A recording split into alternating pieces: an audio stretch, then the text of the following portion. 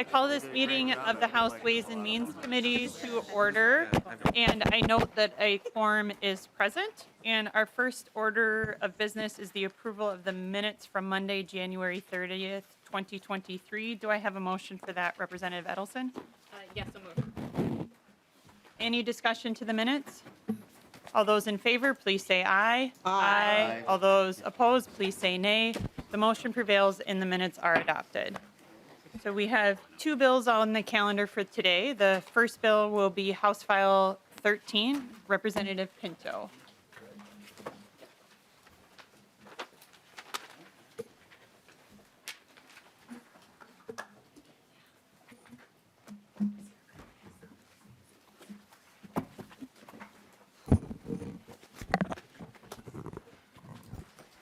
Hi, Representative Pinto. Welcome to the table. And would you please move your bill that House File 13 be recommended for re-referral to the General Register? Madam Chair, that is my motion, placement on the General Register. Yeah. Great. And you have an amendment, an author's amendment, the A11 amendment. Would you like to move that to get the bill in the shape you would like? I would, Madam Chair. Okay. And before we do that, discussion to the A11, Representative Garofalo. Thank you, Madam Chair. And Madam Chair, Representative Pinto, I'm most interested in the A11 and the A11 amendment on the language that begins on page 2, line 19. Can you just elaborate? This looks like we're trying to do something about the fraud that we're trying to do something about fraud. Can you just elaborate on the may versus the must in that language? Representative Pinto. Thank you, Madam Chair, and thanks, Representative Garofalo, for the question. I should note that whole section, starting at 2.8, so including the language that you've pointed out, is reflective of a proposal from the governor, the administration, that would have it be that if someone is excluded from participation in a program operated by another agency, that the Commissioner of Human Services, which this is focused on, would be able to exclude that individual or entity from participation in DHS programs. That's not something currently that can happen. The language of 2.19 that you've specifically asked about relates to providing that power not just to a provider, vendor, or individual involved with excluded under a DHS program, but an associated individual or entity, which is a specifically defined term, and that's related to this proposal as well. Let me see if I can find the term for you. It's on page 3 then. And it's we want to make sure that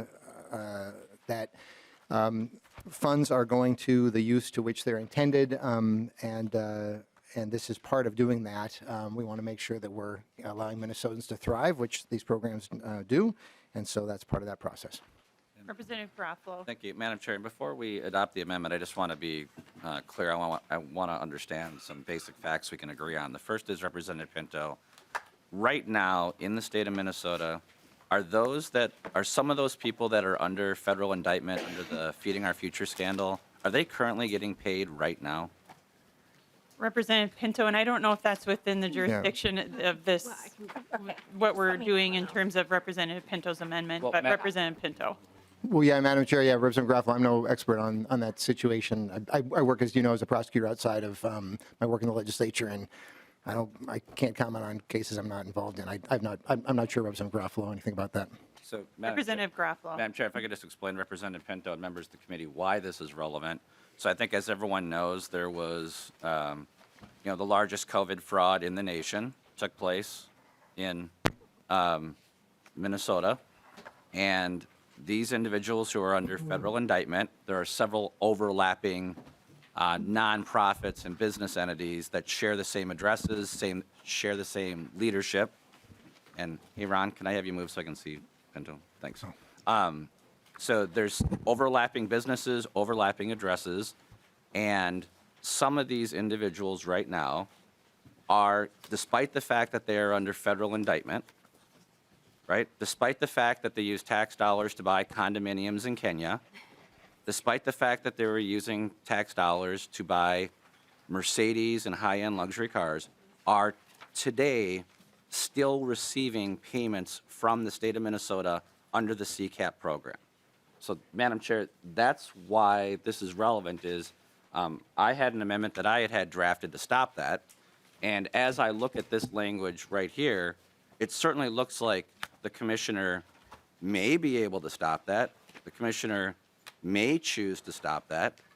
But given the fact that they're currently receiving payments right now, again, these are people under federal indictment that are receiving payments right now, some of them, it appears that this language that we're adopting would allow that to continue.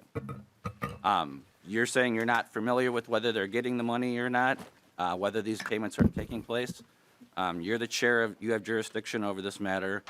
I would think this would be something that the legislature would be interested in, is that people under federal indictment right now are still being paid by the state of Minnesota. So as I read your language, I read it last night, it appears that this would permit that to continue to happen.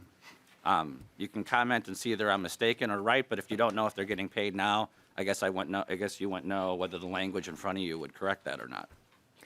Representative Pinto, and I'll just note too that the underlying bill, the 13, we're talking about the CCAP program in the amendment, and I'll go to Representative Pinto. That may be a conversation for other committees as well too, but I'm going to Representative Pinto for this amendment and how it pertains to the underlying House File 13. Thank you, Madam Chair. So, Representative Garofalo, I know that the issue that you're talking about was actually identified by the Department of Education, was reported to the federal government, and the department took, in that case, it was the department actually taking steps. What this language does is permits the DHS commissioner to stop participation in the program. It's part of the reason that it's included in this amendment is that we want to make sure the commissioner does in fact have that power, a power that the commissioner does not currently have. And so, if this amendment doesn't go on, and if this bill doesn't go through, then the commissioner does not have the power to in fact stop participation in the program by quote associated individuals or associated entities. So, Representative Garofalo, to my mind, if you're interested in addressing concerns like this, then I would think you'd be particularly eager to support this. Madam Chair, Representative Garofalo. just to be clear, my questions are completely related to CCAP. So this is entirely appropriate. Representative Garofalo. And Representative Pinto, your comments, you are misinformed and mistaken on many levels. Number one, the commissioner does have this authority right now because they have withdrawn this authority from some of the CCAP providers who are under federal indictment. They just haven't done it for all of them. The second thing, Representative Pinto, is there are individuals, again, under federal indictment who are being paid today. So the commissioner does have the authority to stop these payments. They have done it for some of them. They have not done it for others. So whether we adopt this language or not, it appears to be that it is just permissive. It's allowing this behavior to keep going on. And I would hope that you in the majority party would look at not just the language the governor has recommended, but look at something that immediately stops these payments, again, from going out to people who have ripped off money that was supposed to be for kids, right? This is supposed to be to feeding kids, and they've used for luxury goods. And today, state dollars are going to these fraudsters right now. So I just hope the DFL majority can please do more than what the governor is recommending. So thank you. Representative Pinto. Thank you, Madam Chair. And I'll just say what the language does is it allows the commissioner to exclude participation in the program for people involved in this. So we want to pass this in order to make sure that, in fact, that exclusion can happen. So I guess I don't know what else to say. But Madam Chair, Representative Pinto, Garofalo. again, this is happening, like, the commissioner has already stopped some of the payments. That's happening right now. What is happening is others are not being stopped. So the language that's in front of you, the governor's language is fugazi. It's foo-foo, it's foo-foo dust. It doesn't do anything. They can stop this, and they can stop it today. So, again, Representative Pinto, we can talk offline. They've already stopped some of these payments, just not all of them. And so simply changing it from may to must, or making changes pertaining to specifically federal indictments, it would seem very appropriate the DFL majority would be in alignment with that. So we can talk offline, Representative Pinto, but thank you. And Madam Chair, I look forward to certainly happy to do that. Further discussion to the A11 amendment moved by Representative Pinto. Seeing no further discussion, all those in favor of the A11 amendment, please signify by saying aye. Aye. All those opposed, please say nay. No. The motion prevails and the A11 amendment is adopted. Representative Pinto, two-year bill as amended. Thank you, Madam Chair. Members, House File 13 fulfills an obligation that the state has to a certain extent to the federal government, much more to kids and families in our state. The state receives support from the federal government and puts in state funding as well to allow families to receive child care assistance so that families can, parents can work, parents can go to school, and so the kids can get the great start that they deserve. We know that investments in early care and learning are some of the very best investments that we can make as a state and as a society. The rate that is paid under our child care assistance program is based on a survey of providers, and that rate is directed to be the 75th percentile of that survey. That gives families a lot of options. We want to make sure that families can receive the support they need so they can go to work, so employers can expand, et cetera. Our rate has been far below that level, and what HF 13 does is set the rate at the 75th percentile, which has been the expectation all along. A number of other states are at that level. Our state has been significantly below it. With the amendment, the bill also provides for reprioritization of waiting lists to make sure that counties can get kids off lists and have families receive the care that they need.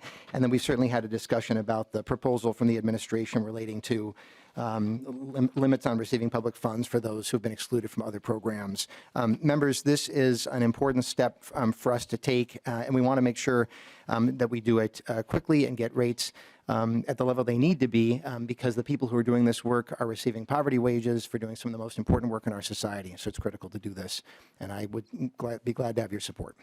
Thank you, Representative Pinto. And before we get to discussion for the bill, I think we'll take up the A3 amendment. Representative Garofalo, do you want to move your amendment, or?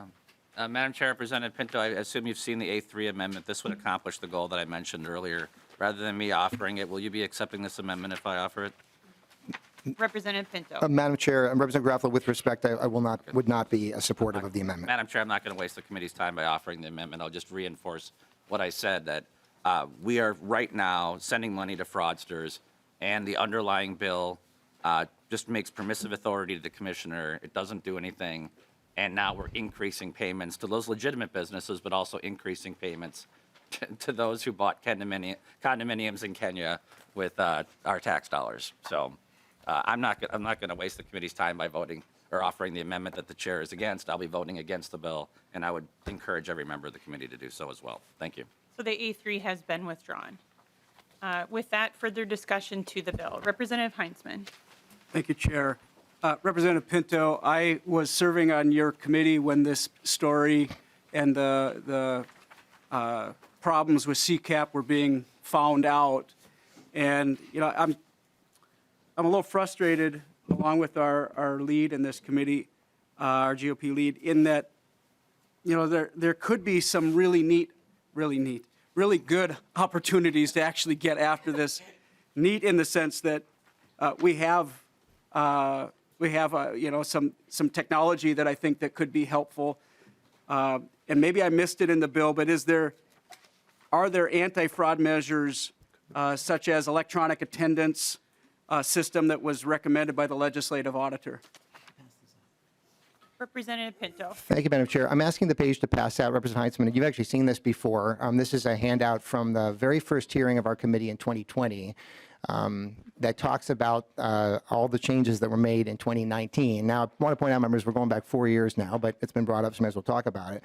All the changes that were made in the child care assistance program relating to program integrity, and many changes that we made at that point. And I recall, Representative Heinzman, you can take a look, but I recall you seeing that presentation and actually really praising that at the time in early February of 2020, and talking about how impressed you were with that work, which again was 4 years ago, that long ago. To answer your question, yes, there have been many changes made. There have been all the investments listed on the sheet that's being handed out right now. Nobody, and I think you would know this, Representative Heinzman, nobody wants to have money spent on babies and the people taking care of them more than me. And I absolutely do not want money going to other uses, absolutely, condominiums in any country. And Representative Heinzman, with the changes that we made together a number of years ago now, I think we can feel quite confident that those program integrity measures are in place. Representative Heinzman. Thank you, Chair.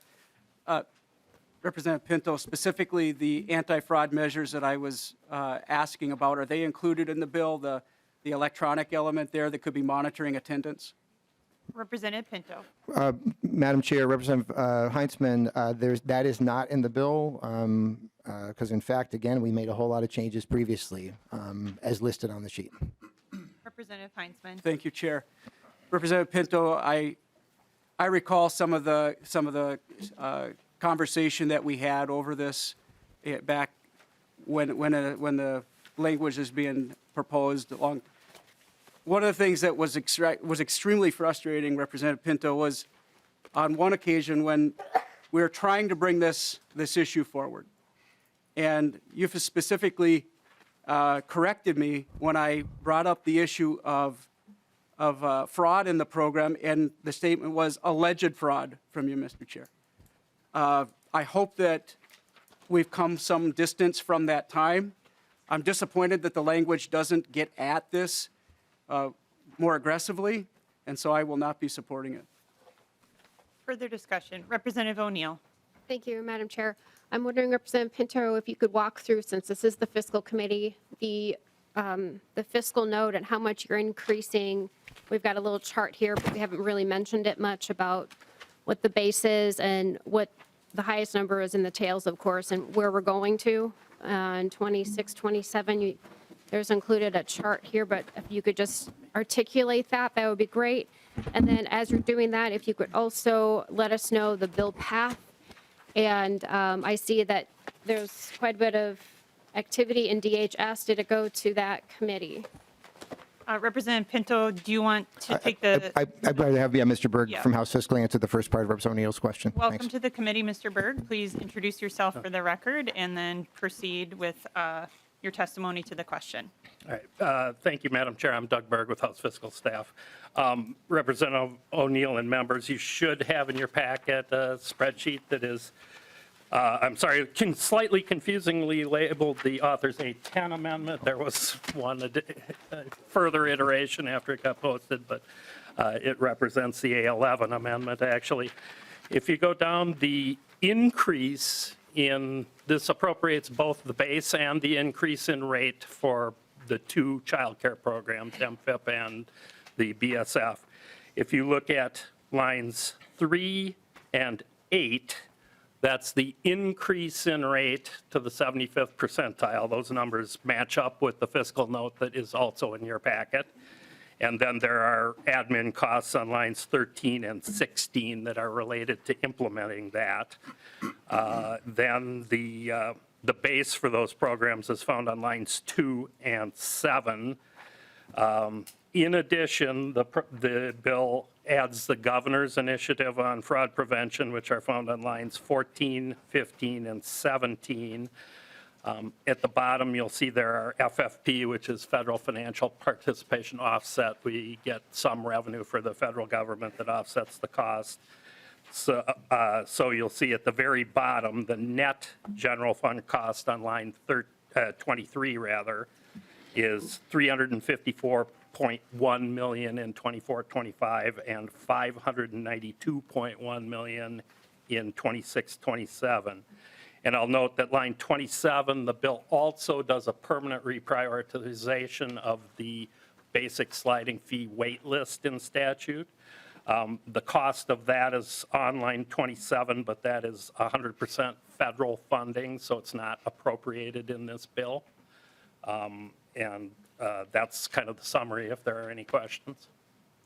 And Representative O'Neill, you had a second part of your question. I'll have Representative Pinto address that and then come back to you, Representative O'Neill. Thank you, Madam Chair. I think Representative O'Neill was asking about the bill path. So the committee, the bill was heard in the committee with jurisdiction, which is Children and Families, which has jurisdiction over this portion of DHS, and so it's then came to Ways and Means. Representative O'Neill. Thank you, Madam Chair. So we're going from, when I look at this chart, 106 million and some change, 106 million, almost 107 million to the outtails of 26-27 to just shy of 600 million. So from 106, 107 million to 600 million, or almost 600 million. That's a lot. Okay. And so, Representative Pinto, you're saying that the Children and Families Finance and Policy Committee has jurisdiction over this part of DHS. Did it also go to the larger committee of DHS. Representative Pinto. Thank you, Madam Chair. I'm not sure what you mean by a larger committee. Representative Noor is the chair of the Human Services Finance and Policy Committee. I don't know that it's larger than Children and Families. It's another committee, Madam Chair, and Representative O'Neill.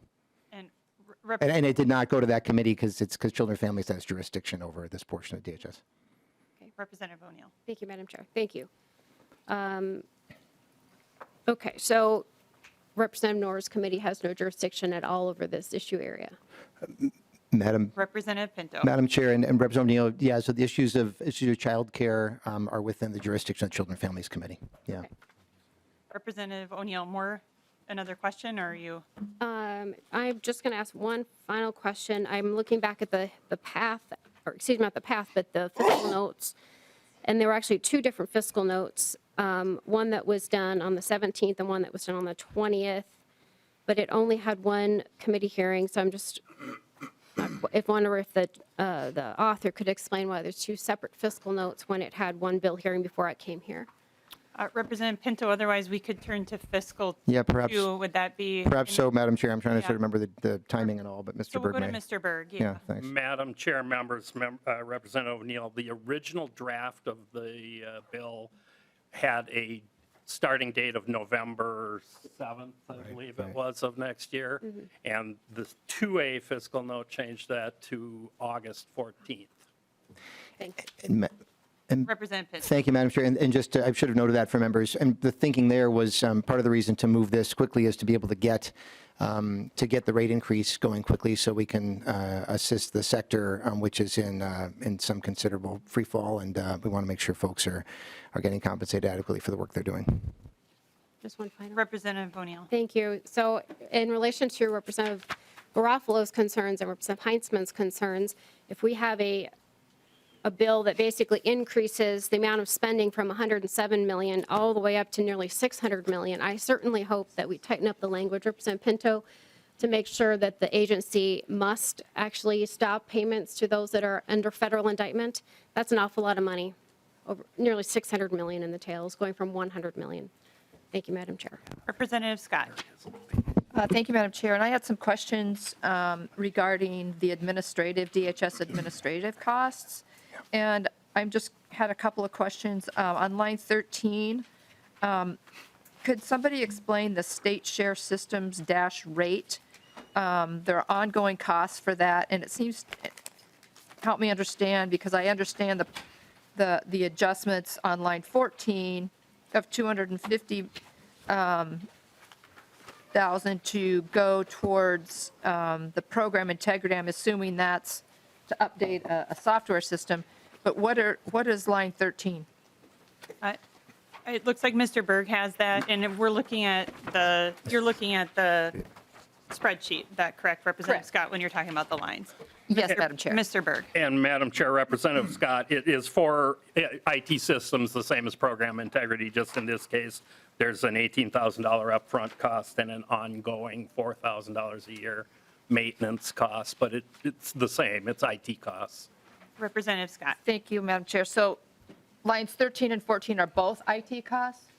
Madam Chair, Representative Scott, yes. Okay, thank you. Representative Scott. And then, thank you, Madam Chair. And then I'm curious because it doesn't appear prior to what is going to be happening in the out years, that lines 12 through 18, those are all new costs, OIG staffing, staffing for program integrity.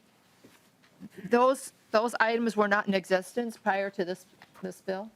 Madam Chair, Representative Scott, I mean, there are certainly, DHS has systems costs and staffing costs at the central office. What is shown here are the new staffing and systems costs for this bill. So they have no base prior to this bill. And I should note that on the issue of the base for MFIP childcare, it's 0 and 22-23 if you look on line 2, but there is a base for 24-25. The reason for that is that during the pandemic, the childcare census decreased so much that the department paid for the MFIP childcare program entirely with federal funds during those 2 years. But if you'll look on under 24 and 25, you'll see that the base reoccurs in MFIP childcare. If you went before 22, 23, there would be a base as well. It just during the pandemic, it went down so far that the federal funds would pay for it all. Representative Scott. Thank you, Madam Chair. And one final question. So would it be possible for members of the committee to get a breakdown of what the admin costs were prior to this spreadsheet? Because there's really no breakdown of that for comparison purposes. Mr. Berg. Madam Chair, Representative Scott, I can get you some information on general admin at DHS.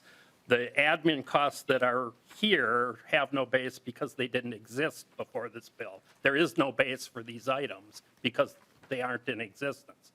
There is other administrative base costs that. Thank you, Madam Chair.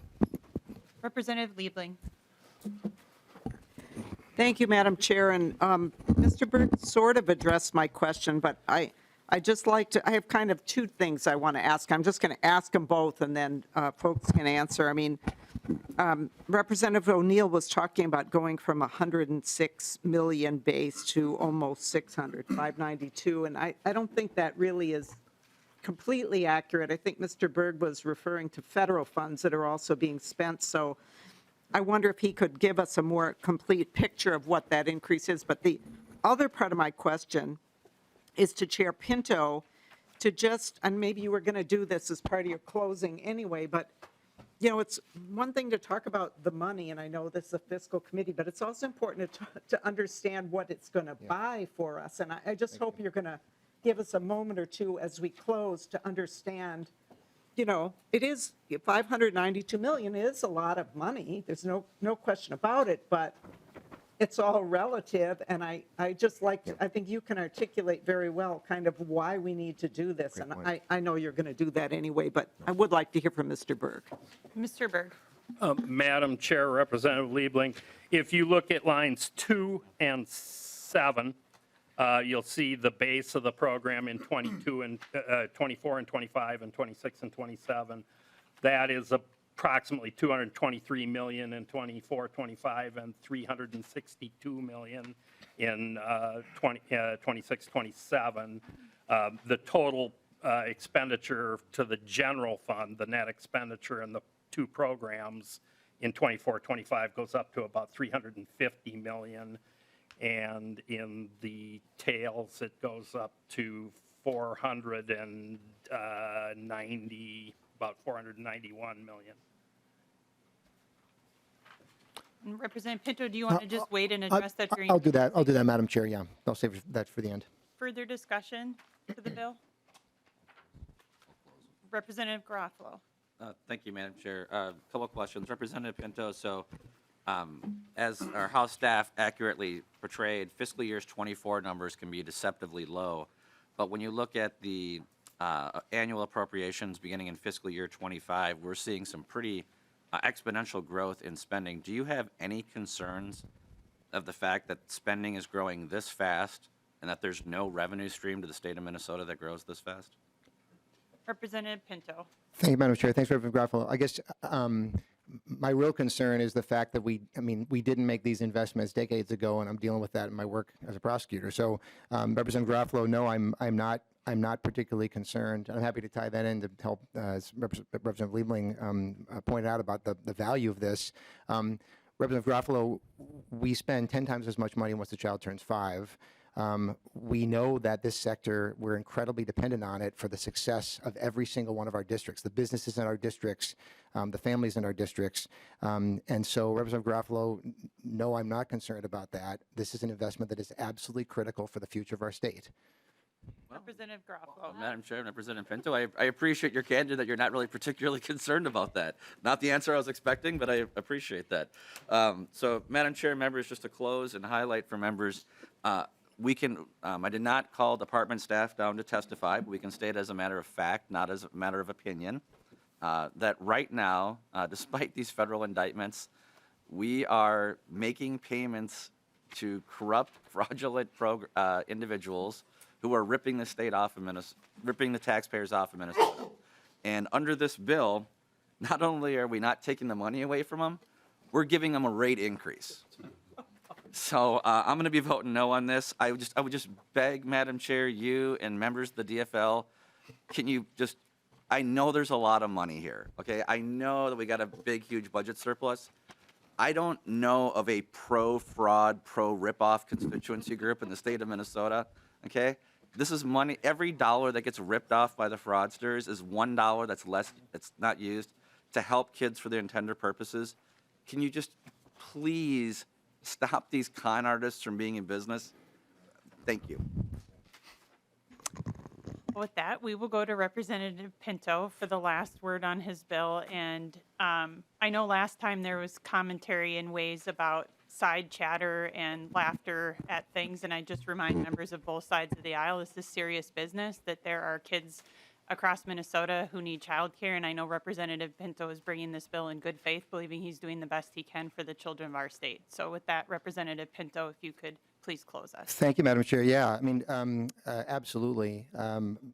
Members who vote against this bill will be voting against authorizing the commissioner to cut off funds to those who have been excluded from other programs. If you vote against this bill, you're going to be voting against the possibility, if you look at subdivision 5, page 4, of withholding payments when there's a credible allegation of fraud. You can choose to vote against that if you wish.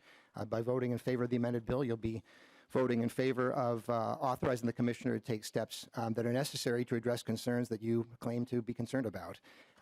Also, in my mind, at least as importantly, is that by voting yes to this bill, you will be ensuring that those who are doing the most critical work in our society are being paid slightly above poverty wages to do so. 1/3 of those who do this work receive public assistance themselves. 1/4 experience food insecurity. This is disproportionately women and disproportionately women of color. This is the best investment that we can make, is to invest early. I hear this from members all the time, and this bill, by voting yes, is a chance to fulfill that pledge and to do so making sure that funds are going to those who need it in the form of families and those who are doing this important work. So, Madam Chair and members, I'd be grateful for your support. Thanks. Thank you. And with that, Representative Pinto renews his motion that House File 13 as amended be re-referred to the General Register. All those in favor, please say aye. Aye. All those opposed, please say no. No. The motion prevails and House File 13 as amended has been re-referred to the General Register. Thank you, Representative Pinto. Thank you, Mr. Berg. The next bill on the agenda for today is House File 444, Representative Keeler.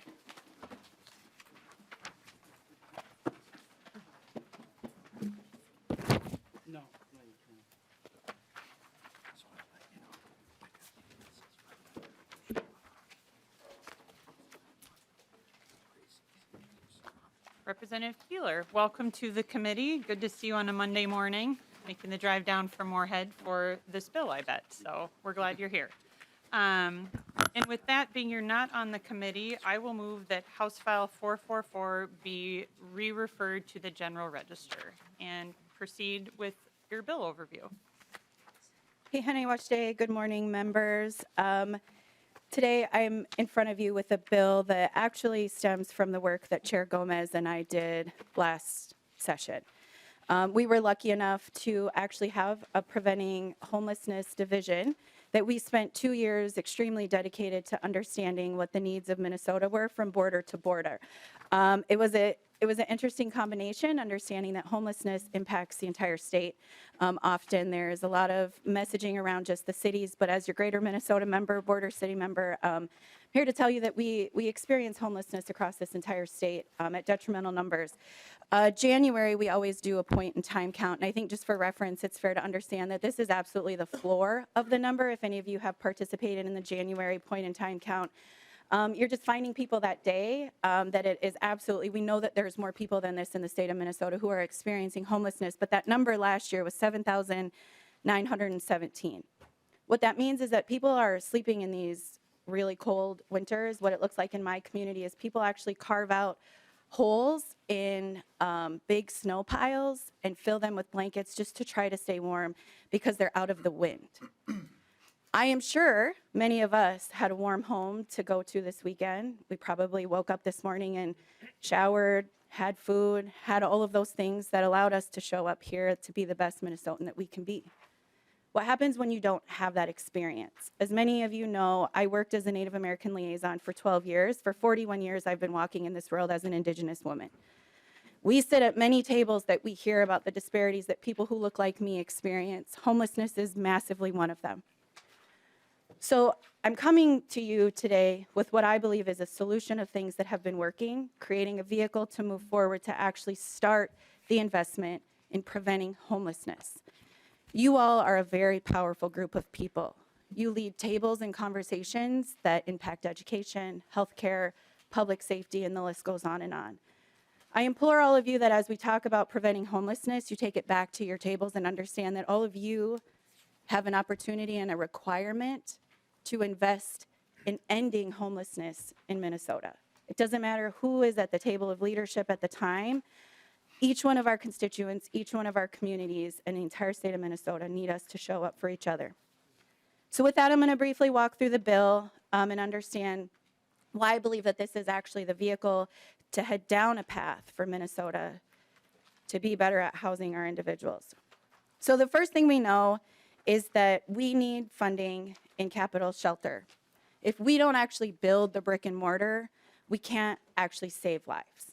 So the first part of it is one-time funding for $150 million that would be available through 2028. This would go through an RFP process. One of the things I added is that there is an element of 40% of this money is required to go to Greater Minnesota. Again, your Greater Minnesota member understands that if we don't provide the supports in Greater Minnesota, they just end up funneling to the city. And we do better when we're in our own communities as we want to thrive and get reconnected. We can't build a vehicle without adding wheels. And so the emergency service program is actually designed, that would be a $20 million ask with $35 million ongoing, because we can't build a system without wheels to move forward. These are grants that have help ongoing supports, staffing, and different resources that each community and shelter would need. So once we save individuals from a night of being out in the cold, then we help them understand the opportunity to transitional housing. This is a 36-month process that helps individuals like me who maybe just didn't have generations before me to teach me how to fiscally be sound, or I didn't have generations before me teach me how to be a homeowner. Transitional housing is an effort that actually helps people move from homelessness into long-term housing. That's what we want to do. That's what increases our accessibility. We also know that we have a massive amount of youth. And when we talk about youth in this capacity, with our Homeless Youth Act, it's actually supporting individuals aged 24 and below. So one of the things that we did is we did a pilot program. I don't know if any of you are familiar with Close-Knit or Chosen Families. It's actually a housing opportunity for individuals between ages 18 and 24. So if you have somebody in that age range that would want to stay with you, it would just be grant opportunities to offset some of those costs. So if you're housing somebody in your home and they're taking more showers or eating some of your food, it would just be small grants to help offset that, to maybe stop them in that bridge of ending homelessness. It's a pilot program. So that we can look at it over a year and see if we think it's successful or not. That would be our decision to make as a group. And then lastly, there's a piece of it that's it's the HMIS, it's the Homelessness Management Information System. And understanding from the time that I've been in this work, and also channeling a little bit of Representative Scott, and knowing that if we're going to collect data on people, that there has to be real clear barriers of protection with that. I live in a world, again, as an Indigenous person, where data has been used against us in ways to know where we're at, to find us, to relocate us. And so I'm extremely sensitive to that. What I like about this system is it does have an opt-out option. So if I would show up at a shelter and I don't feel comfortable sharing my information with this system, I have the eligibility to opt out. What this is actually a federal requirement for us to utilize to track our systems and to know what's working well and not working well. It just doesn't come with any funding. So this would just be allocating funding to go to that HMIS system to offset that funds to actually be able to support the communities. So members, I know that this isn't everything. I know that there is so much more that we all need to invest in to end homelessness, but I and others really believe that this is a strong vehicle to move forward, to work collectively to end homelessness. Happy to answer any questions. It's pretty straightforward. I believe that the investment is absolutely worth it, and this is how we make a stronger, thriving Minnesota in the future. Thank you, Madam Chair. Thank you, Representative Keeler. And we'll go to member discussion, and just noting we have both the fiscal note and the tracking document that Representative Keeler just walked through in her discussion of the bill overview. Representative Nash. Thank you, Madam Chair. And to the author, question for you. In subdivision 5, subdivision 6, my apologies, lines 2.18 through 2.22, you over 2 years appropriate $2.597390 million to administer these grants. Given the recent report from the OLA regarding grants management, do you have any intention of tightening that up, shoring that up, putting some guardrails around how those grants are administered? And I'm sure most of us, if not all of us, have read that report with great interest, and yet I don't see anything here, and I'm hoping that you would take heed of that report and go down that road, because $2.3 million is $2.6 million is a lot. I don't hear a question there, but I asked her if she was going to address that Representative in a Keeler. future iteration of this bill. Madam Chair, Representative Nash, this is the bill as it is. I'm absolutely open for more conversations if there's things that you'd like to offer to add for the guardrails in that piece. I trust our agency, and I trust that what they've informed us of as far as their ability to get this money out is appropriate in what they will do. Representative Nash. Well, thank you, Madam Chair, and that was not the answer I was looking for, or I had expected, actually. The OLA report was eye-opening, I think, for all of us, that the inability of the administration and administrations over time to administer grants has been woefully lacking, and it seems that it would be something that an author who had been plugged into what's going on would do themselves. It's not my job to administer or to amend your bill, since I'll be voting against it, but I think that it would be good authorship to amend that in, so thank you, Madam Chair. Okay, Representative Petersburg. Thank you, Madam Chair, and to the author.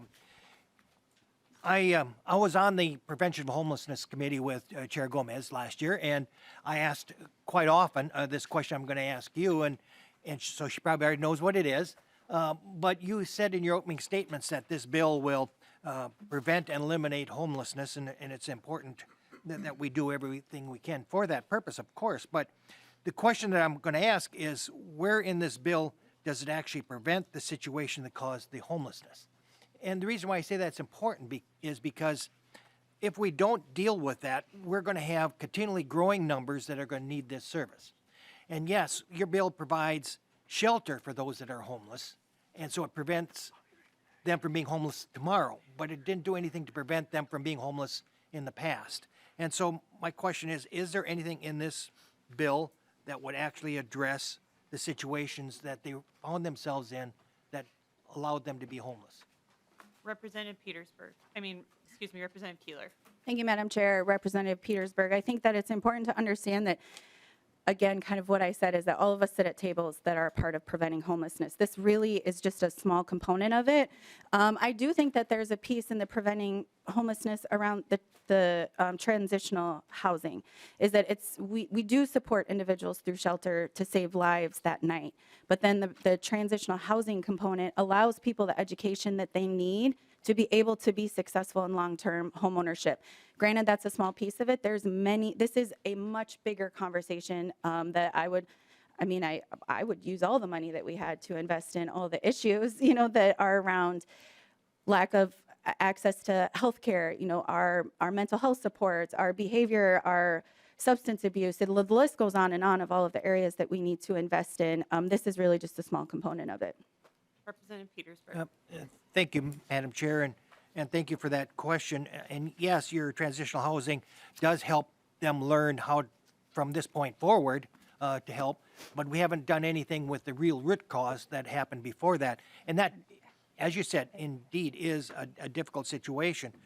But part of it is our own regulatory system and how, as a state, we've increased the cost of housing just because of what we wanted to do in regulations. And we aren't addressing any of that here as well. And I understand that may not be the direction of this particular bill, but when you had indicated in your opening statement that this would eliminate and prevent homelessness, I just wanted to caution us to say dealing with it after the fact is good, but dealing with it beforehand is even better.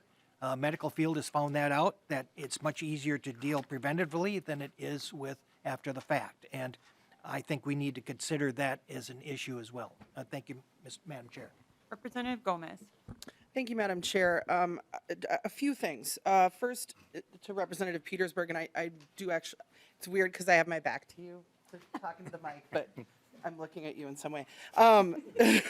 So I do appreciate you bringing us back to, and asking people who came in front of our committee about how it is that we actually prevent homelessness. And there are a few realities that are in our world right now. One is that we have a critical shortage of housing, period. We have a critical shortage of housing that is affordable to families in this economy. We have a situation where housing prices and the price of literally everything else has just gone up and up and up, and wages have stagnated in our country for 30 or 40 years. Every gain that workers make in our economy gets offset by like a $5 a dozen of eggs, right? So, you know, I mean, I don't believe that Representative Keeler, in fact, I'm positive that she did not say that this would end homelessness. This, you know, it's a lot of money, right? It's $350 million. It's a really significant investment in people in our state who are struggling.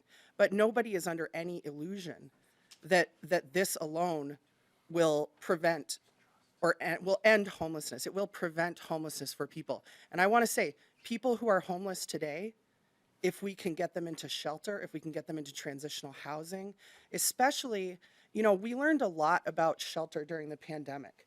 We learned a lot about what actually works in shelter during the pandemic. And the way that we've been doing shelter hasn't had a great ultimate placement rate, like a permanent placement rate for people.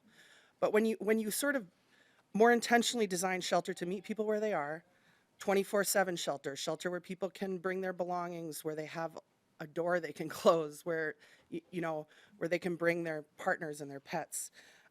People end up in housing. I mean, you can see this if you look at the placement statistics during COVID, especially in Hennepin and Ramsey. I mean, really amazing work is happening. So, you know, but spending a few $100 million, right, to prevent the people who are currently homeless from being homeless in a week or a month or a year is not going to like prevent homelessness writ large. We have huge problems in our economy, in the realities of working people in our country, with rising costs, with lack of availability, particularly of affordable housing. I think I'm turning to Representative Howard. I mean, is it 50% of renters who are cost burdened, or 30%? I can't remember. It's lots of renters, right? That means that people are spending more than a third of their income just on their housing costs. So like, think about what that would mean for your personal economy. So I just want to say, I appreciate that, but it's like, this bill is not going to solve the housing and economic issues that have gotten us to where we are, which is a place where more and more people are falling through the cracks in our economy. Secondly, I want to speak just briefly to Representative Nash's questions about the OLA report. Now, if there's anybody in this committee that has not spoken to their local homelessness service provider about what it was like during COVID, I would urge you to go and talk to them.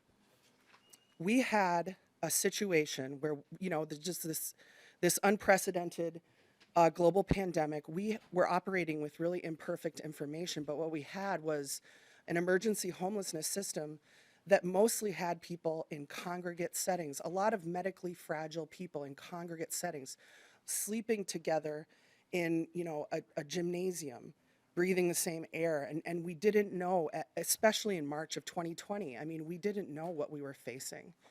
And if you were serving in office during that time, you remember just the intensity and all of the questions that we all had to answer, again, in the context of not knowing exactly what we were facing. But our emergency homelessness response programs across the state of Minnesota, like, did this incredible, fast transformation and saved people's lives. And the emergency services program, which was one of the focuses of the OLA report, went from a base, I believe, it was less than $2 million, between $1 million and $2 million, to that turned out to be one of the main ways that federal COVID funding got into our communities was through this program that previously had moved about $1 million out every couple years.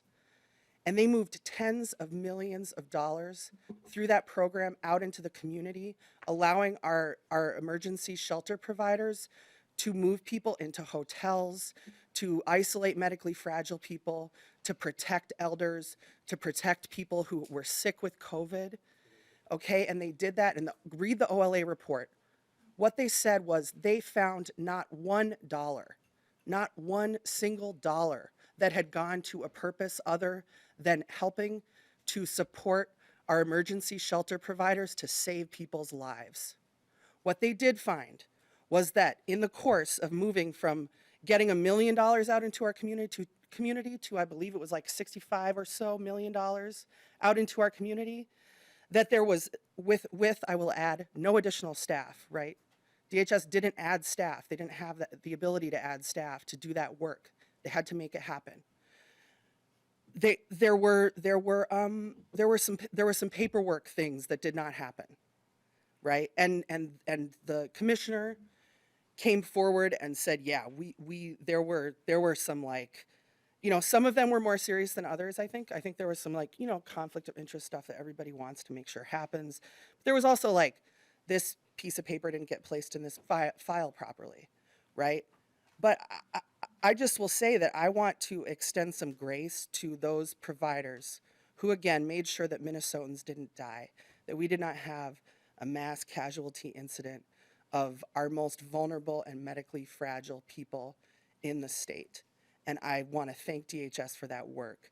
And I would just reiterate, there was no finding from the OLA that there was any misspent dollars, any, you know, actual, like, funds that went somewhere they weren't supposed to go. Thank you, Madam Chair. Thank you. And we do have quite a list, so before someone gets a second bite at the apple, I'm going to make my way through the list, but I will put you at the bottom, Representative Nash. Representative Hornstein. Thank you, Madam Chair. Thank you, Representative Keeler, for bringing this bill.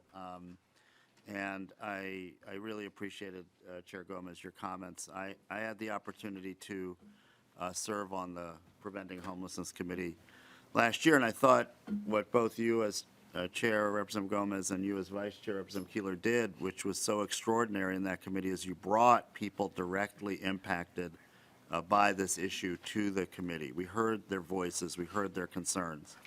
And I just want to speak to subdivisions 3, 4, and 5 on page 2, because I think I'm particularly pleased that this is included.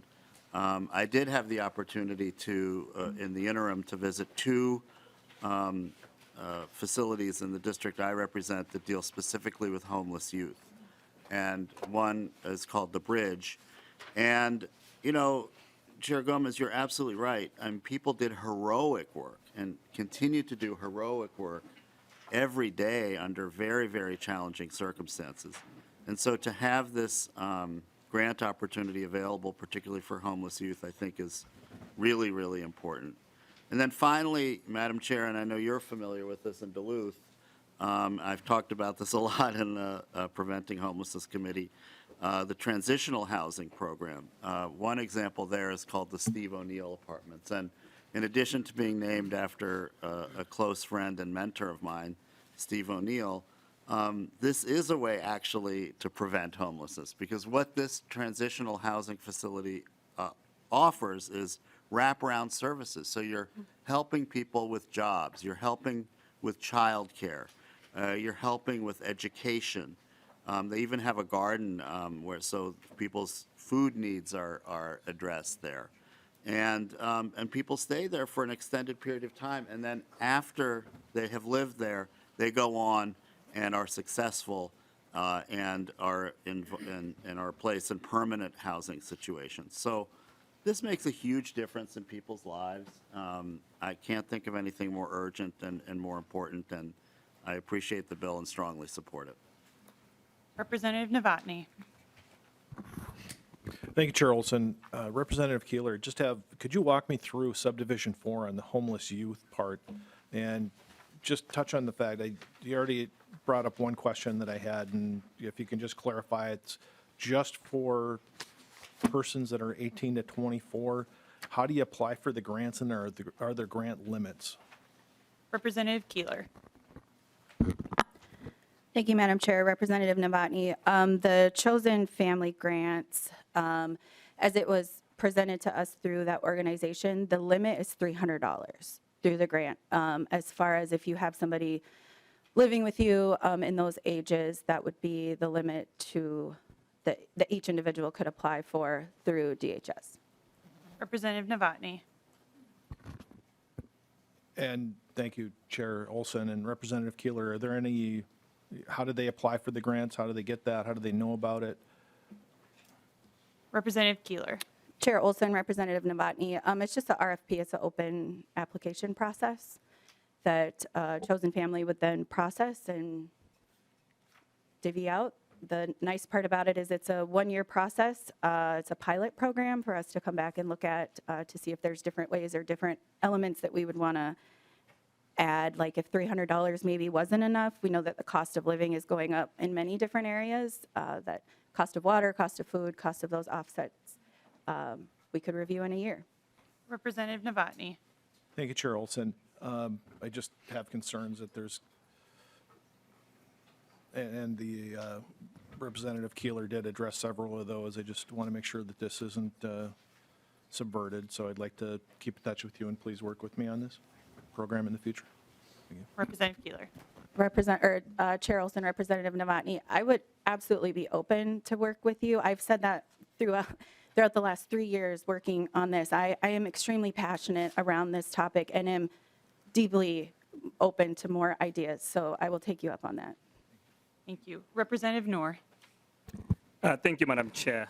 Thank you, Representative Keeler, for bringing this bill forward. Members, this is an overdue. If you haven't seen the number of people who are sleeping on the streets, if you recall last week and this entire few months that the weather was so cold, that there are individuals within the state of Minnesota who don't have a home. In my own district, we had the largest encampment for more than 200 individuals in a state-owned facility that was disbanded. If we can't take care of those who need the most, who are we taking care of? If we don't do the right thing, the moral approach of providing a home, a place to put a head and have a place that we can use the restroom and just do like any other regular person, then we're not helping anybody. This is the moral obligation that we are sent here to do. You know, homelessness, as I've said, is not hopelessness. Homelessness is not helplessness. And I want everybody to know today, this is an important issue. If you haven't seen homeless individuals in your district, they're coming to our districts. I want you to work with me so we can go to them and ask them why they're there. Some of them have got mental health issues. Some of them have got substance use disorder. There are many issues that they're dealing with. So members, I think we should do the appropriate thing and move this bill forward so we can save lives, because homelessness is also deadly. You should have seen the report that was issued by the Department of Health about homelessness that just last week. And the cost that we're spending just to keep people in the hospitals because they don't have a place to go to. This is a small drop in the bucket that we're doing to solve a problem that we haven't done anything in the last few years. And I think to address the issue of the OLA report, we have seen the response, we understand the issues, and quite frankly, the safeguards that were put in place by the department in terms of making sure the public funds and assets are protected, that there's no fraud, waste, and abuse, is quite frankly admirable, because they did the right thing. And they went back and fixed all those issues that they were required to comply with the paperwork necessary to do this work. So there wasn't any, and I can assure you that was the information that we got from the hearings that we've had on this issue. And I hope members will follow up with the department to understand better, because that's something which they did. If you look at subdivision 6, this is not a huge amount to make sure that we have a system in place. And quite frankly, I also appreciate the department putting a new grant management system that they're using as a tool to make sure that all the boxes are checked, all the T's are crossed, all the I's are dotted. And it's something that I appreciate the department has put forward. So I hope we will all support this bill. Thank you so much, Representative Keeler. Thank you, Madam Chair. Thank you. Representative Joachim. Thank you, Madam Chair. And I just wanted to thank Representative Keeler for bringing this forward and how thoughtful you were in putting these packages together and working with community to do so. And echo Representative Gomez that we all know that this isn't the silver bullet that's going to end homelessness. And I know you know that, and I know you said that.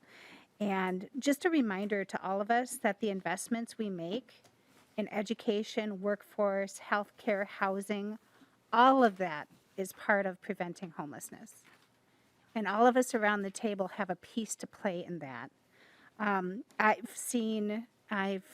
want to echo Representative Hornstein. I've also been with my community and looking at one of our transitional housing programs and watching how much that can break those cycles and build hope.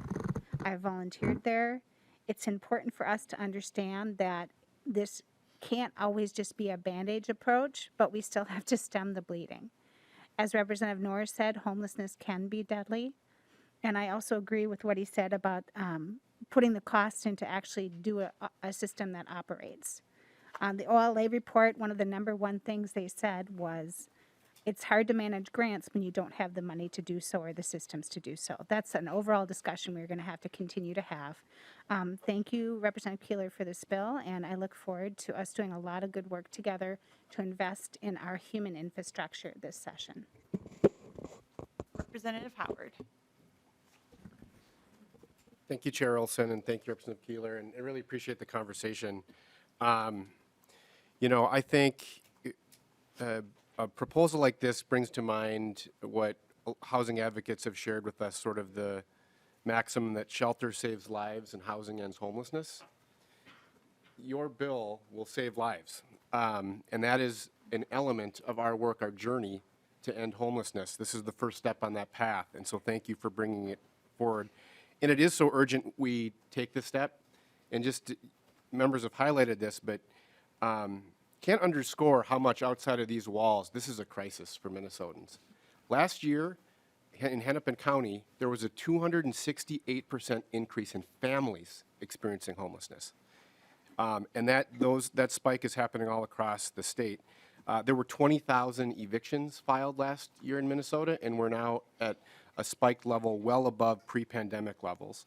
And I did look up the statistic, Representative Gomez. 590,000 Minnesotans are paying more than 30% of their income in housing, and more than 200,000 Minnesotans are paying more than 50% of your income in housing. And so to the question about how do we prevent homelessness, the #1 cause of homelessness is Minnesotans not being able to afford their home. So that's going to require a lot of work amongst everyone around this table to solve these challenges. But the first step, we should not fiddle in this body while Minnesotans are literally freezing without a home. And that's why this bill is so urgent, and I'm so glad that Representative Keeler is moving it forward. And that does bring me to a question. And I'm wondering if you could speak to the practical impact of moving forward on a bill like this now versus waiting. And what is going to be the impact for Minnesotans by us addressing this urgent need quickly in this legislative session?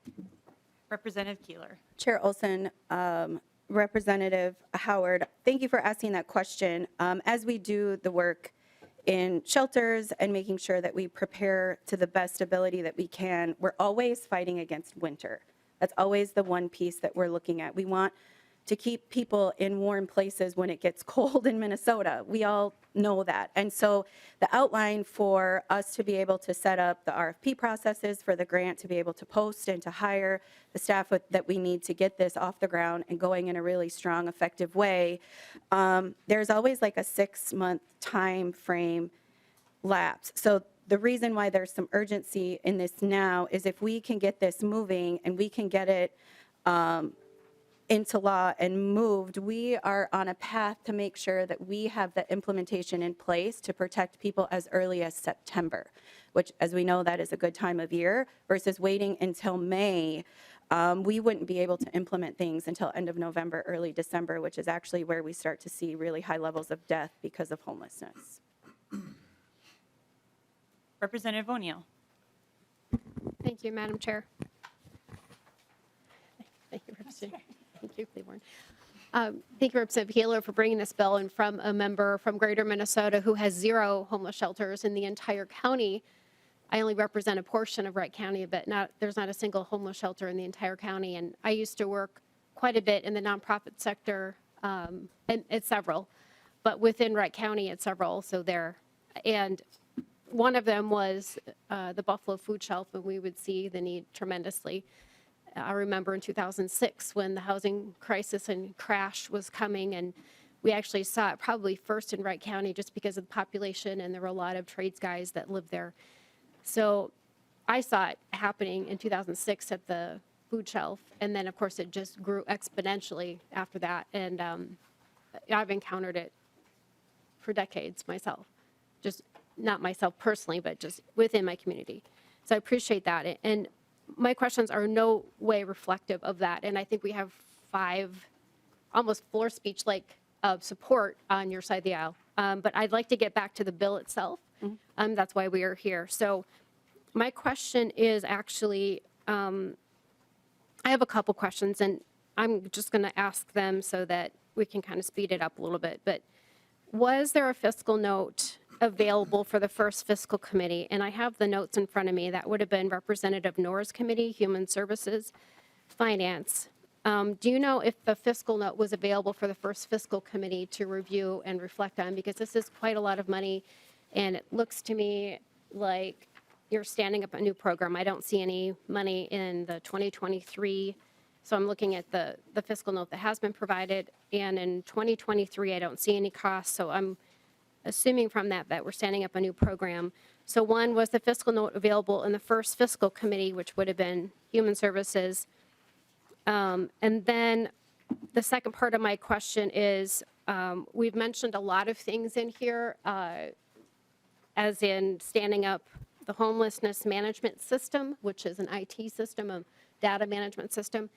Did this go to judiciary, where they also deal with data practices?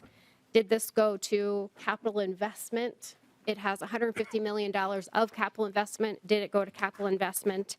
It relates directly to housing, as it's a homelessness committee, and we no longer have a preventing homelessness committee. So did it go to the housing committee?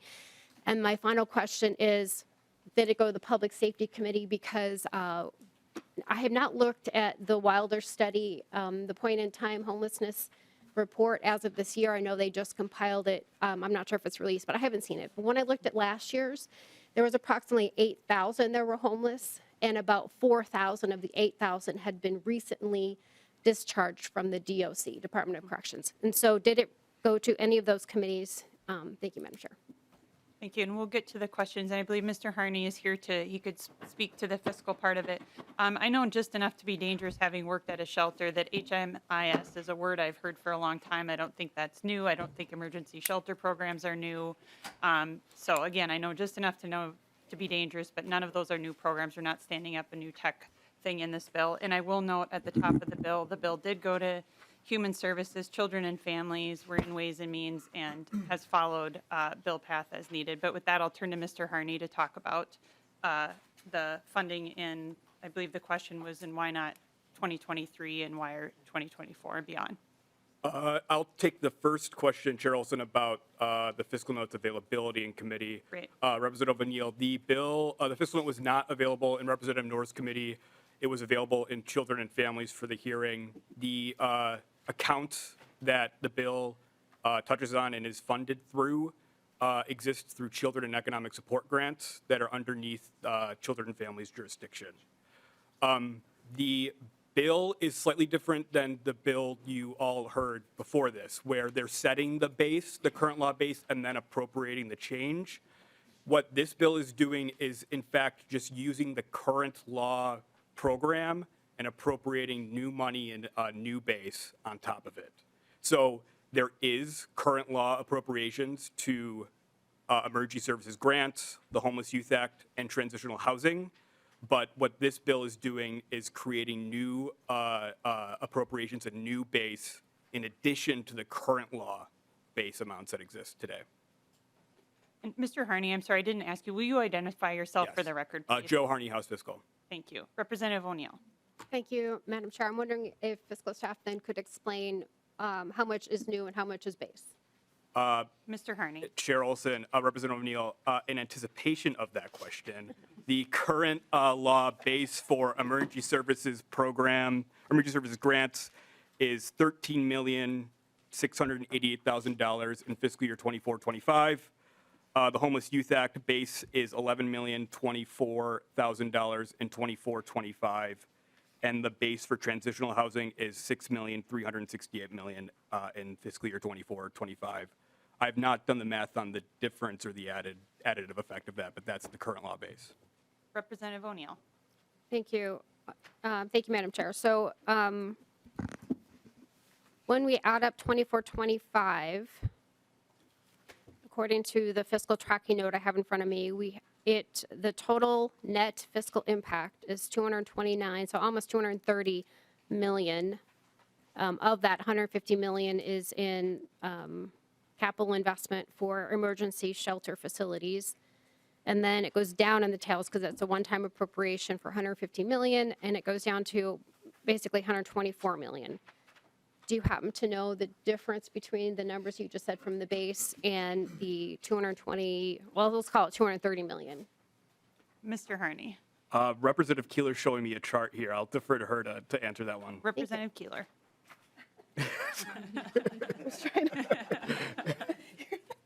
Okay. Chair Olson, Representative O'Neill. I was looking at my fancy sheet here. So you want to know what the total base is with where the original base was, what this bill would add on top, and where we land with the total base then, correct? Yep. Okay, so ESP with the addition, so we have 40 million in 2024 with 70 ongoing, so that would be 83, 688 in the tails moving forward for ESP. Homeless Youth Act originally is 11, 24, we're adding 40 in the tails, which would make it 51, 24 ongoing. Transitional housing we've added, and so the ongoing for that will be 15,968. Representative O'Neill. Thank you. Madam Chair, so I'm wondering if I could, if the author would talk about that. I mean, I can see the bill path, so I can see that it didn't go to capital investment, the housing committee, judiciary committee, or public safety. And what if she could just address why none of those committees were a stop? I can give that to Representative Keeler. I will say, having served in this body long enough, and I think some of my colleagues talked about this, housing and issues around homelessness are tricky, even though it sounds like house or home. Like, a lot of it lives within the DHS world. A lot of it lives within different spaces, capital investment, taxes. I mean, you can't look at this. So I think Representative Keeler can speak to the bill path, but I think something for all of us to keep in mind is that's probably why so many chairs just spoke on this issue, is because it does, depending on what elements we're looking at, and this is specifically around homeless programming. And so with that, Representative Keeler can speak to that.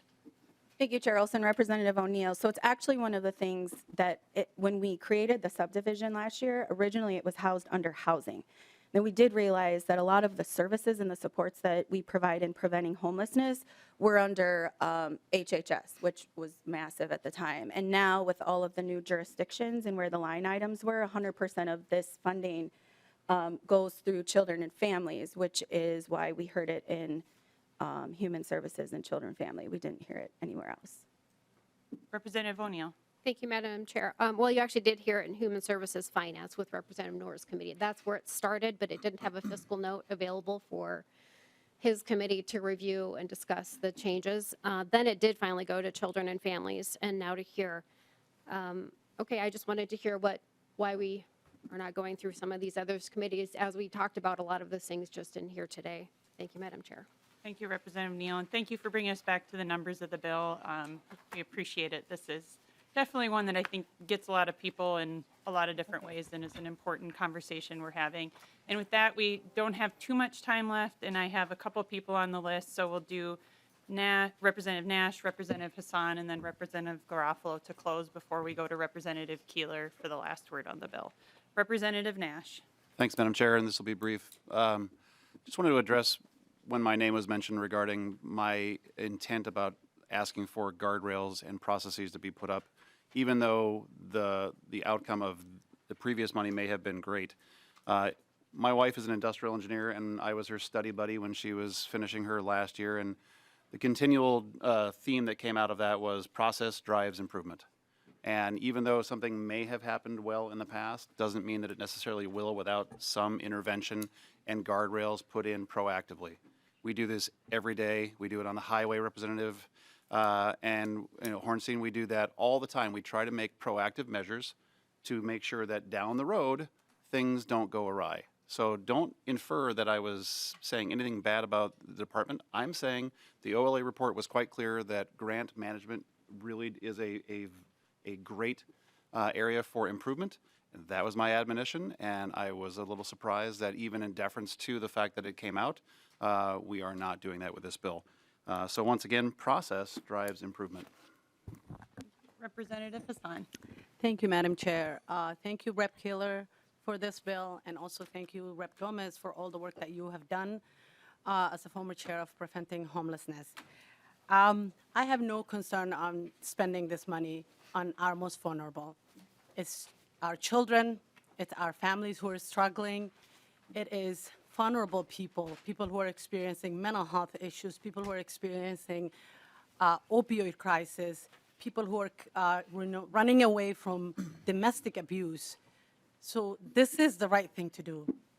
I encourage everybody to go and visit a shelter or volunteer at a shelter. If there is no shelter at your district, consider this an invite, an open invite to my district and other districts that have shelters, encampments, and high presence of people experiencing homelessness. I walk around in my district and I will meet somebody who's experiencing homelessness, somebody who is having maybe ODing on the street. The presence and the need for this money is visible in my district and other districts. And I volunteered at a homeless shelter. Not as often as I love, but as much as I can, because this work keeps me busy. And I guarantee you, every time I talk to somebody and I say, where are you from? They are highly most likely to say that they're not from Minneapolis. They're from suburbia, they're from greater Minnesota, they're from other states trying to move to Minnesota. So the problem that we really think that homelessness is an urban core issue is far from the truth. I have a friend who came from Norway, and he was visiting here, and I shared this in housing, and I'll share it again. I think it's really suitable for this space. And he said, can I go see your district? There is Norway House in my district. So we started with the Norway House because he's Norwegian. And we went to, tour my district, and he saw the encampment. He was horrified. He was like, why are there people sleeping outside? I'm like, well, they don't have a place to sleep. That was shocking to him because in Norway, everybody has a right to housing and health care. He was like, what kind of society are you guys? I'm like, I don't know. It's a society that lets people sleep outside. And as cold as it has been, that we've been cranking up our heaters because it's too cold, or we're, putting in, extra blankets. People don't have that. They're sleeping outside. They don't know if they're going to make it through the night or if they're going to freeze to death. The other night, I think it was Friday night, the night that was super cold. I was, I spilled something in my car and I tried to clean it without gloves. I came back to my house and I'm like screaming. My son was like, what happened to you? I'm like, my hands are frozen. And, at that moment, I realized like the luxury I have coming into my house and trying to warm up my hands, but some people don't. This is a right bill to do. This is the right money to spend on the right issue. And I will, Madam Chair, I will request a roll call for this bill. A roll call having been requested, there will be a roll call. Representative Garofalo.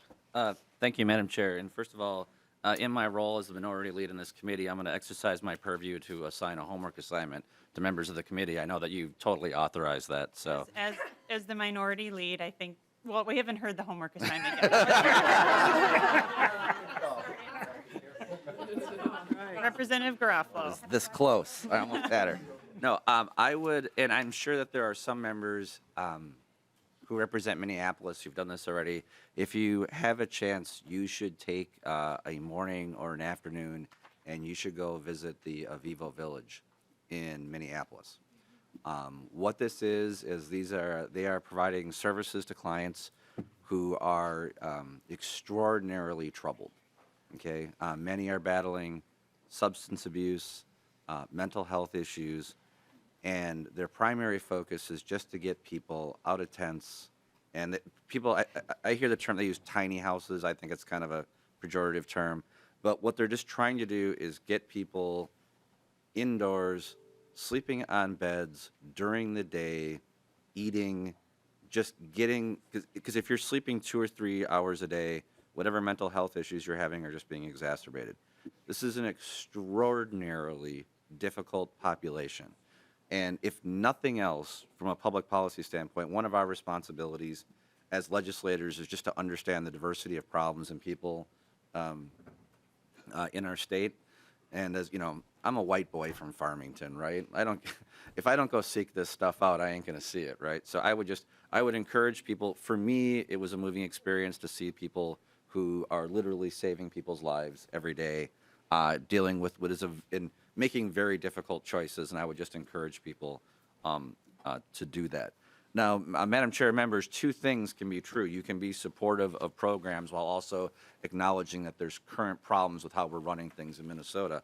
I'm not going to ask the author to yield to this question, but I would like, before this bill was on the floor, I think it would be helpful if members of this committee had an inventory of the total amount of money that we are currently spending preventing and enacting and ending homelessness right now.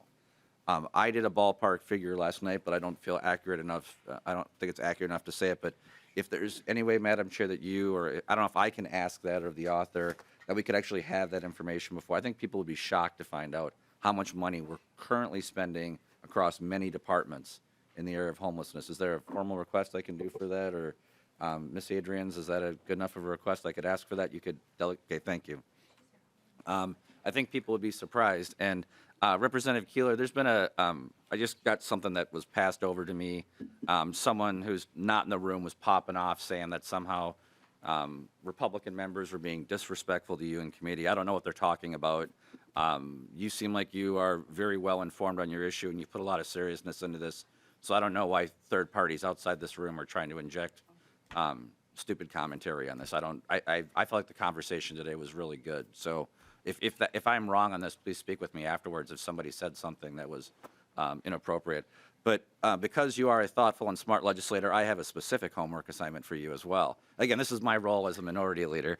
There is a great book, because I know you care. It's by a gentleman by the name of Marvin Olasky. It's called The Tragedy of American Compassion. And it's not just for you, but members of the committee, because I know that you work in this area very closely. It's a book that helped shape my views on public policy. I think it would be great if you had a chance, you and I could talk about that book sometime.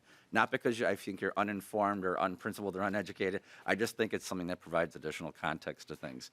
My last comments, Madam Chair, are that the Office of the Legislative Auditor report has been referenced, and it should be noted, members, that in the nonprofit sector, we have pervasive noncompliance.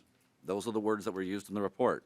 They said that the agencies are failing to do the very basics of grant oversight. And shoveling more and putting, whether well-intentioned or not, putting more money into these programs without proper compliance and oversight is asking for trouble. I'll be voting no on the roll call vote today, but I would look forward to having that information from nonpartisan staff. And Representative Keeler, I hope you and I have a chance to talk about the new Garofalo Book Club that I'm trying to start up here at the legislature. So thank you, Madam Chair. Thank you. And with that, that is the end of member discussion, so I will turn it over to Representative Keeler. We definitely filled our time on these two bills, and they're important bills, and I'm really glad you were here to present your bill, Representative Keeler. Last word on your bill. Thank you, Chair Olson and members. I would second that homework assignment. I have been serving in my communities, both, you heard me before talk about the food shelf, and in our shelters across this entire state and really in the region. So I agree that all of us as public servants should and absolutely could together get out into spaces. And you'll be happy to know I'm a lifelong learner. I actually graduated top in my class with my degrees. And so as long as it's on audiobook and I can listen to it on my drive back and forth, I'll add it to my list. But thank you, members, for the robust conversation. I do believe this is our job, to have these conversations, to hold each other accountable in the work that we're doing. I'm a massive empath in this work, and sitting for 2 years to listen to the struggles, knowing that we had individuals testify in our committee that actually didn't live to see another birthday because we're not acting fast enough. And so this is not going to end everything, and I think it's going to be actually a really big fiscal note to see what we're doing to actually invest in preventing homelessness, because it's in all areas. It's in access to education, access to higher education, access to healthcare, transportation. I mean, the list really goes on and on, because if you look at the reasons why people end up homeless, it's a massive spread of issues that all of you sit at those tables at. So this is a small component. And Representative Novotny, I really do want to work with you on what you see or could see the future of around that program, as I am always open to all of these discussions. Pilamaye, and thank you so much for your time, Chair and members. With that, I renew my motion that House File 444 be re-referred to the General Register, and there was a roll call, so the clerk will take the roll. Ms. Killian. It seems so formal to say clerk. Ms. Killian. Chair Olson. Aye. Chair Olson, aye. Vice Chair Edelson. Aye. Edelson, aye. Lead Garofalo. No. Garofalo, no. Representative Acom. Aye. Acom, aye. Representative Egbaje. Aye. Egbaje, aye. Representative Becker-Finn is excused. Representative Freiberg. Yes. Freiberg, aye. Representative Gomez. Gomez, aye. Gomez, aye. Representative Hassan. Hassan, aye. Hassan, aye. Representative Heintzman. No. Heintzman, no. Representative Hornstein. Aye. Hornstein, aye. Representative Howard. Aye. Howard, aye. Representative Cleavorn. Aye. Cleavorn, aye. Representative Creshaw. No. Creshaw, no. Representative Liebling. Aye. Liebling, aye. Representative Lilly. Lily, aye. Lilly, aye. Representative Moeller. Aye. Moeller, aye. Representative Nash. No. Nash, no. Representative Noor. No, aye. Noor, aye. Representative Novotny. Novotny, no. Representative O'Neill. No. O'Neill, no. Representative Pulowski. Pulowski, aye. Pulowski, aye. Representative Petersburg. No. Petersburg, no. Representative Farr. Or no. Farr, no. Representative Pinto. Aye. Pinto, aye. Representative Schumacher. No. Schumacher, no. Representative Scott. No. Scott, no. Representative Joachim. Joachim, aye. Joachim, aye. Madam Chair, there are 17 ayes and 10 nays and 1 excused. On 17 ayes and 10 nays, the motion prevails, and House File 444 has been re-referred to the General Register.